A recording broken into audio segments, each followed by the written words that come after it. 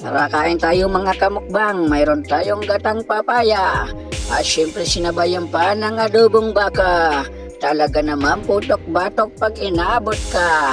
Wow! Ang laki ng subo ni kuya. Talaga naman sarap na sarap sa gulay na papaya. Ayan na nga, inamoy pa. Panis ba o hindi? Hindi yata kasi itinloy niya. Ayan, ang lakas sumubo. Hoy, may kamay sa gilid na sumulpot. Saan ba galing yan? Sa ilalim ng lamesa. Nanggugulo kaya ta sa mukbang ni kuya. Ayan na nga, sumubo na napagkalaki-laki. Ang bunga nga ni kuya. Ayan na, ayan na.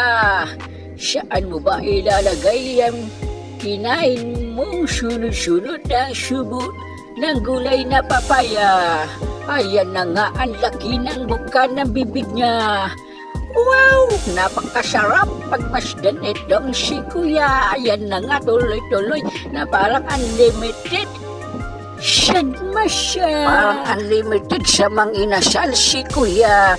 Ayan na nga, tuloy-tuloy ang subo, mukhang nabilaukan siya. Ayan, kumuha ng tubig dahil hinihingal siya. Kuya, dahan-dahan lang kasi sa pagsubo. Wala ka namang kasamang aagaw sa iyong pagkain, kuya. Ayan na nga, itinuloy niya. Wow! Ang lakas sumubo ni kuya. Labas ang alang-ala at pasok ang 5 daliri niya. Talaga namang nakakamangha itong taong kumakain. Parang walang kabusugan, basta may pagkain.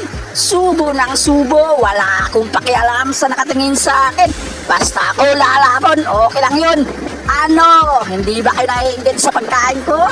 Tara, kain tayo, sabayan nyo ko. Pero gagayain nyo yung dami ng subo ko at ang laki ng bibig ko. Let's go! Game ba kayo sa challenge ko? Yan ang hamon ko sa inyo. Gayahin nyo yung laki ng bibig ko at ang laki ng subo ko kung kaya nyo. Ano? Papalag ba kayo? Tara, sabayan nyo na ako. O, yan. Nabilaukan na ako.